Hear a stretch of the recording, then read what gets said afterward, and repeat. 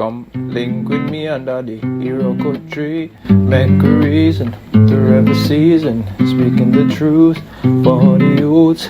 Maintaining the spiritual roads. Maintaining the spiritual roads. Maintaining the spiritual roads.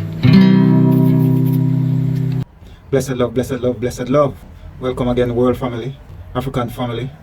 I would just want to take a moment to say, we give thanks for those who have subscribed, like, shared, comment.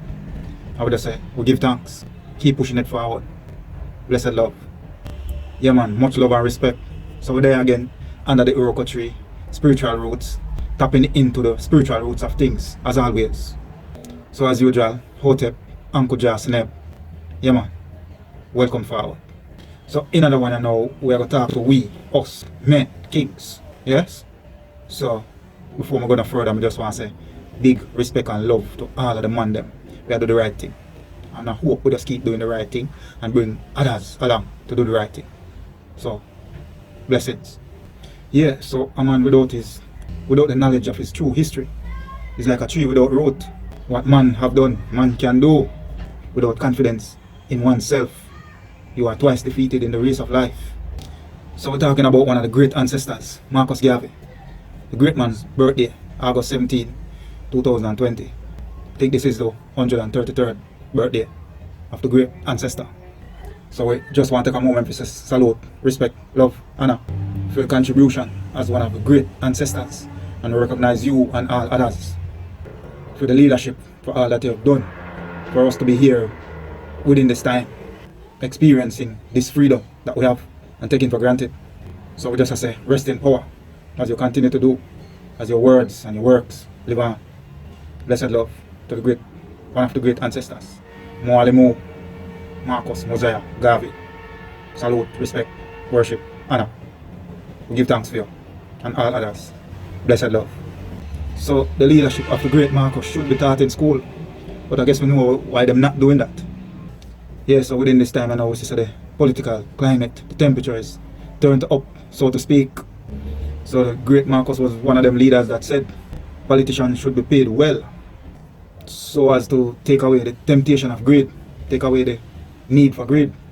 Because when you pay them well and then you find them involved in corrupt things, then they should be put in the square and flogged publicly with the family if they knew of those bad deeds or those corrupt deeds and did not say or do anything.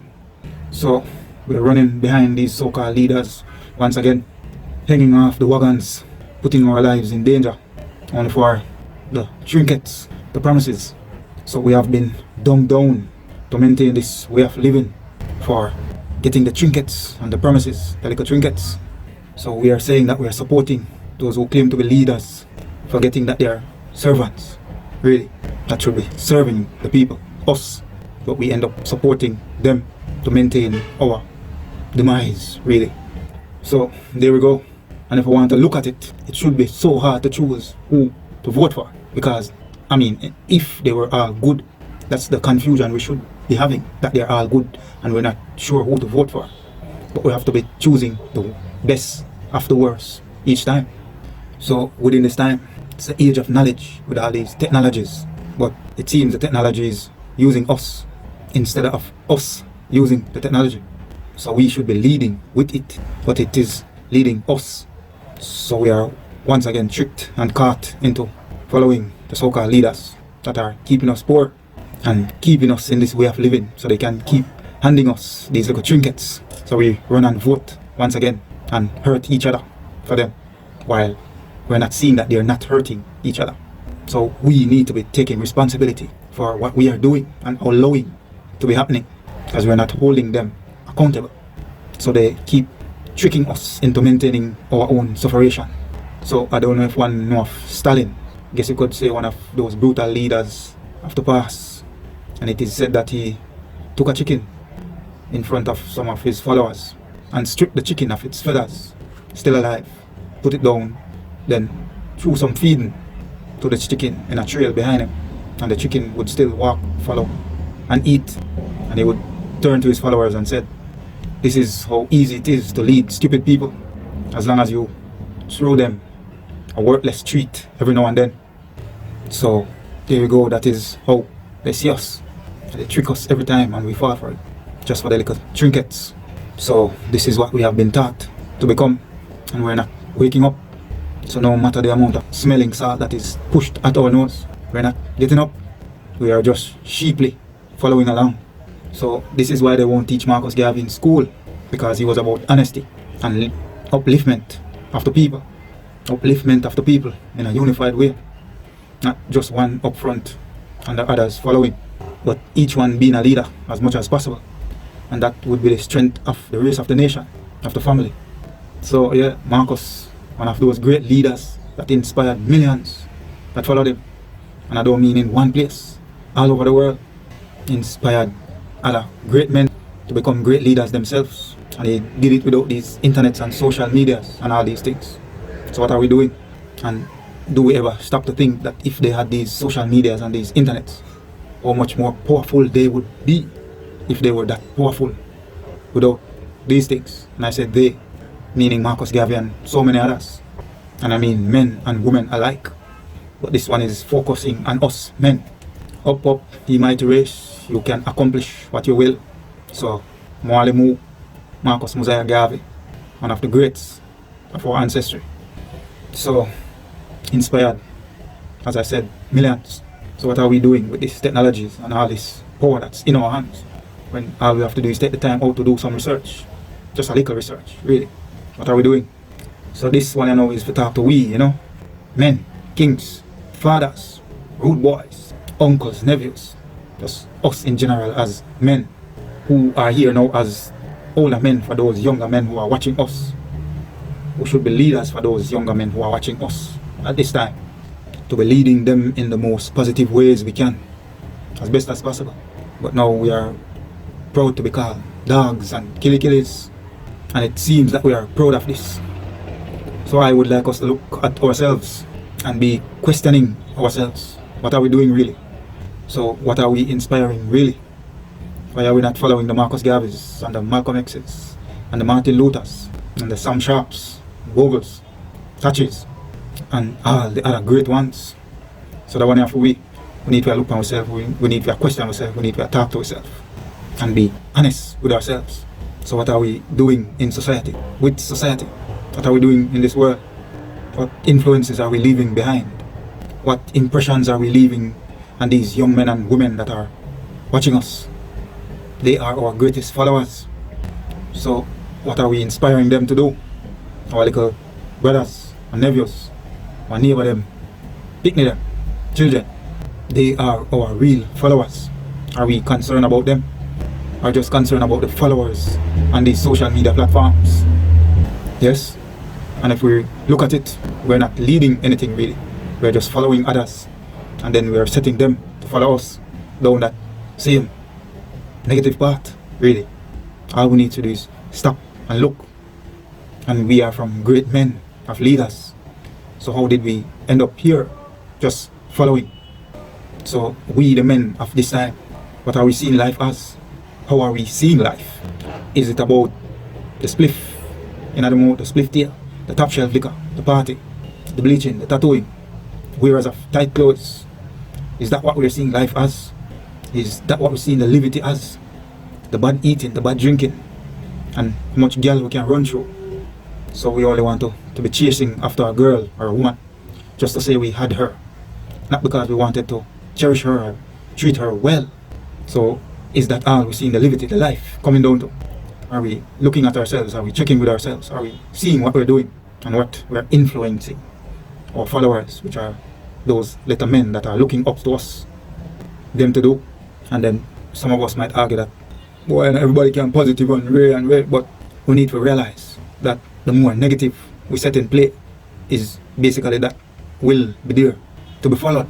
Just like the more positive we live, the more positive we give, that will be the example that will be there to be followed. Why are we not checking into the logics of these things? So the more positive we create is the more positive there will be to follow by these little people that are watching us and learning from us. So if we look at Marcus Garvey, what did he inspire other men to do? And I'm talking about other men that became great leaders themselves. So do we just want to be here and inspire others to be negative and carry on the negatives, only to have them multiplying on the negatives. Is that what we want for our sons, our nephews, our little uncles? And I say we're focusing on us men, but while saying that I mean the little nieces and aunts as well. The focus again is on us men in this one. So as always, man, I do the research. A lot of us are into smoking, the weed, tobacco, bringing harm to the self. So when we talk about spirituality, as usual, spirituality is just don't bring harm to the self or your environment or any other life around you. So we are tricking ourselves into the smoking of the weed and saying and thinking the weed is making us do something that we possibly can't do without the weed, not realizing that if we take away the weed and just tap into ourselves, we'll find out how truly great we are naturally without any influences or substance.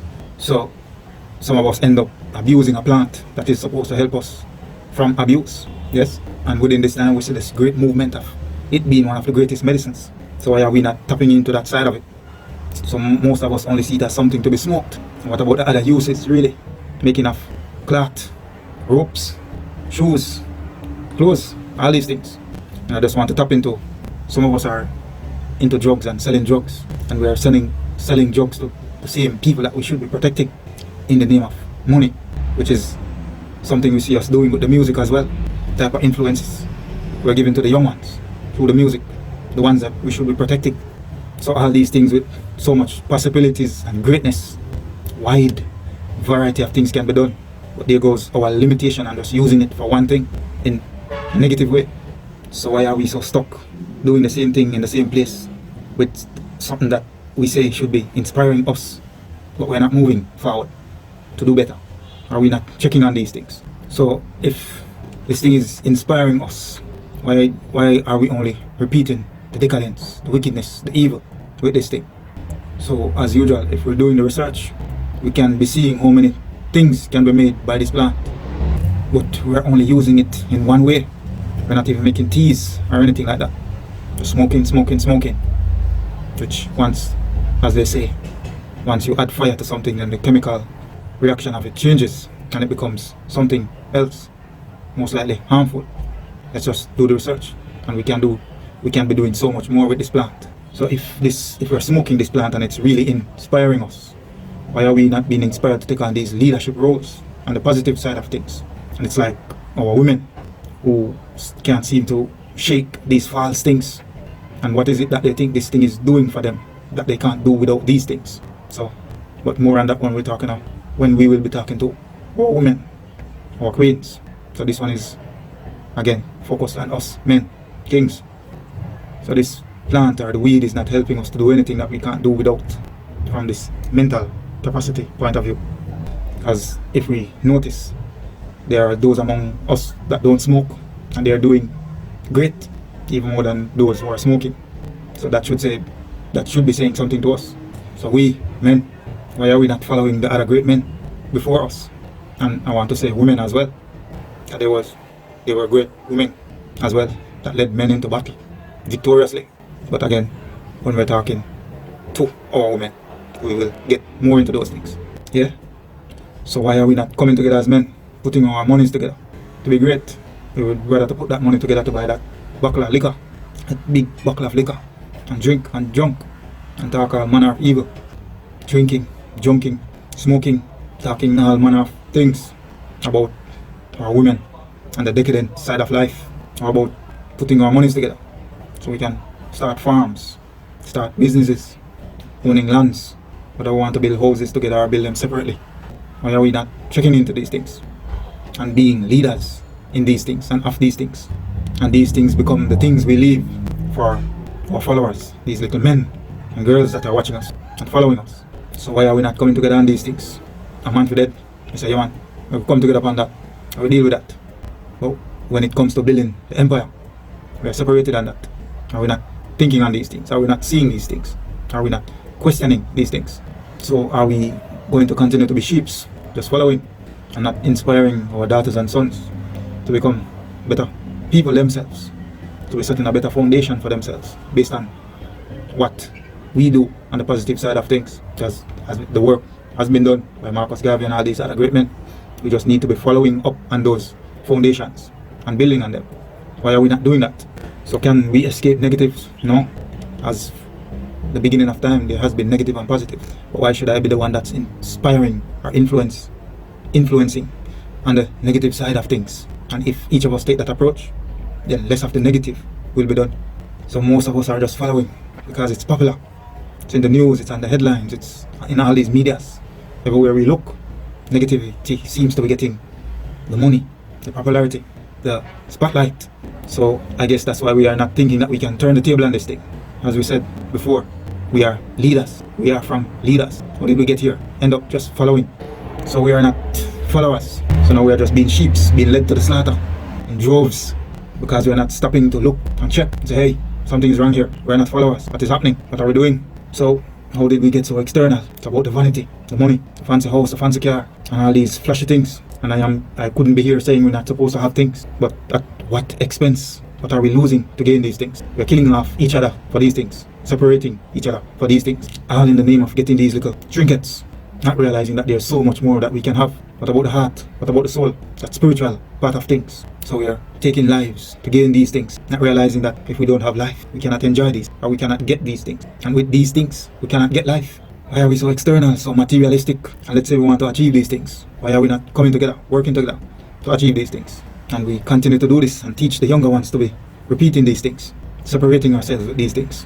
Why are we not looking at the Bogles and the Nannies and the Touches and the Toussaints, Haitian Revolution and all these things? These people were fighting for liberty, freedom. What are we fighting for? So we are just killing each other for the trinkets, these things that we cannot live forever, to enjoy forever.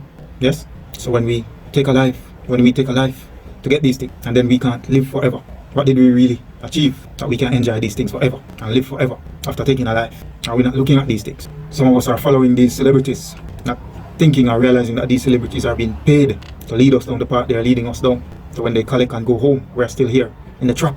So we are following them and not achieving what they are achieving. Well, in terms of the material thing. So we are just on the chase, just following.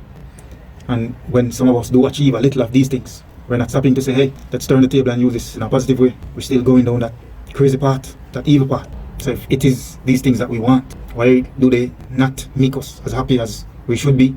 As we see even those with riches still taking their own lives, still behaving in this decadent way. Why are they not finding happiness? Because they are outside of themselves. No spirituality, no spiritual root. And as usual, as we said, if we do the research, before Marcus Garvey and all these other great men, we were kings, emperors, with queens by our sides, pharaohs, rulers of lands and empires. What have we become? We have no root of our true history.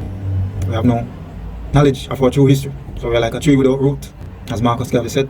And we are living proof of that right now. We were protectors of the family, protectors of the nation, protectors of the children, of the women. But now we are the ones killing them off. Whether we are doing it physically or spiritually, emotionally, but we are leading them down that path. So what are we doing? And then some of us will speak of God, but if we really look at it, there's some confusion there. Because when it comes to universal law and not man-made laws, it's like each of us are creating a God for ourselves with our own, that standard for ourselves. So there's no universal standard for God, it seems. So we create the standard for ourselves. So whatever we're doing, the God we create within our thinking is always comfortable with what we're doing, no matter how bad it is. And that's where we are. So we don't have this one standard God working with, it seems. Just like how we work with man-made laws. If you run the red light, it's an offense. And no matter where in the country, or let's say if the rule is all over the world, no matter where in the world you run the red light, you have created an offense. So that's a standard across the board for that law. So I can't say I can run the red light within my mind and I can't be prosecuted for it. But that's what it seems we're doing with God. We create a personal God that is comfortable with all that we are doing. So we just continue to do whatever we're doing, no matter how nonsensical it is. So we have ignored the universal laws of life, the natural laws of life. So it seems we are respecting man-made laws more than the universal laws, the God laws. So if the God we have manipulated within ourselves to accept all the craziness that we're doing, then why should we be listening to anyone else? And we have our children following and watching this. We are forgetting this. So from the greatness that we're coming from, we would never belittle the woman. She was, as I said, queen by our side. Yes? So now we are putting down her less than the dirt, really. Yes? And I guess we know where that is coming from, because they have told us that the woman is from our rib. So it's like we own the woman. And if we stop to check and think, we would realize that the woman is the portal of life from that side to this side. And we are all here because of the woman, and not only because of the man. And we're not ignoring that the man and the woman is a part of the whole. Yes, so we had the woman by our side as part of the leadership, but now we only see her as a sexual good time. So now we say we are jealous. Yeah, and some of us not even should have that title, because we are only cheaters and liars, really. We have to be tricking women into doing what we want them to do, telling lies and things that are not ours. So if we want to go with the jealous thing, we will find women that don't mind doing some of these things. But also we need to realize, if we are being honest, we will find a woman that will willingly do these things if that's what they want. But we have to be lying and tricking.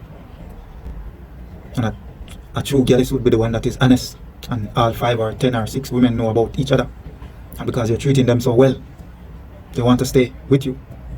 That should be the jealous method. But we are just cheaters and liars, most of us. We can't say to 2 women, she's with me, and have them agree. And that's also a part of the ancestry. But we would have to be able to take care of those women, not tricking and lying and deceiving while talking about women. Some of us men, the good men among us, we need to be careful of those women that will allow us into them just because they want to get things out of us. So we have to be careful as well. So it really goes both ways, but in this one we're talking to us men. And in a general sense, overall, when it comes to men and women, we need to stop playing with hearts, with each other's heart. We need to stop playing with each other's hearts. We need to stop playing with each other's hearts. We are seeing the pain and the disruption and the hurt that these things are causing. We need to stop. Just be honest, and we will find the people that wants to be doing the same things we want to be doing.